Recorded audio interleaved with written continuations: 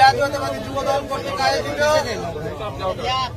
বাংলাদেশের ফ্যাসিস্ট সরকারকে সর্বোচ্চ আদালত সুপ্রিম কোর্ট কর্তৃক বাজেয়াপ্ত করা এবং তাদের রাজনীতিকে নিষিদ্ধ করা এগুলো বাংলাদেশের আইনগতভাবে সিদ্ধান্ত হয়েছে।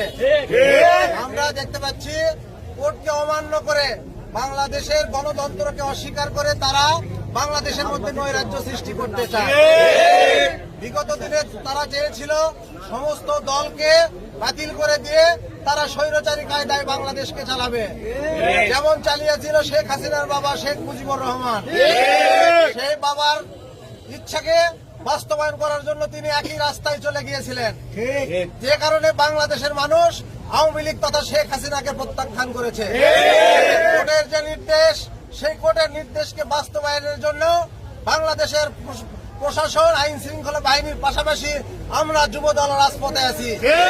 বাংলাদেশের উন্নয়নকে অব্যাহত করতে দেওয়া যাবে না, ব্যাঘাত ঘটানো যাবে না এবং বাংলাদেশের মানুষের যানমালের নিরাপত্তা এবং উন্নয়নকে অব্যাহত রাখার জন্য বাংলাদেশ জাতীয়তাবাদী যুবদল সারা বাংলাদেশে আজকের এই প্রতিবাদ সমাবেশ ও দেশকে পাহারার অবস্থানে যুবদল আজকে সেই ভূমিকা পালন করছে।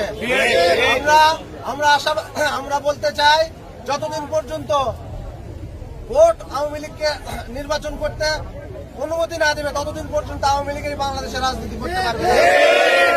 প্রয়োজন হলে আমরা দিন রাত 24 ঘন্টা রাজপথে থাকবো, কিন্তু আমরা কোন অন্যায়কে মেনে নিব না। বাংলাদেশের যারা শত্রু তাদেরকে আমরা মেনে নিব না। সবাইকে প্রস্তুত থাকার আহ্বান জানিয়ে আমি আমার বক্তব্য শেষ করছি। শহীদ জি অমর হোক, আমাদের প্রিয় নেত্রী দেশনেত্রী বেগম খালেদা জি অমর হোক, গণপ্রজাতন্ত্রী বাংলাদেশ সরকারের মাননীয় প্রধানমন্ত্রী বিএনপি চেয়ারম্যান জনাব তারেক রহমান জিন্দাবাদ। সবাইকে ধন্যবাদ।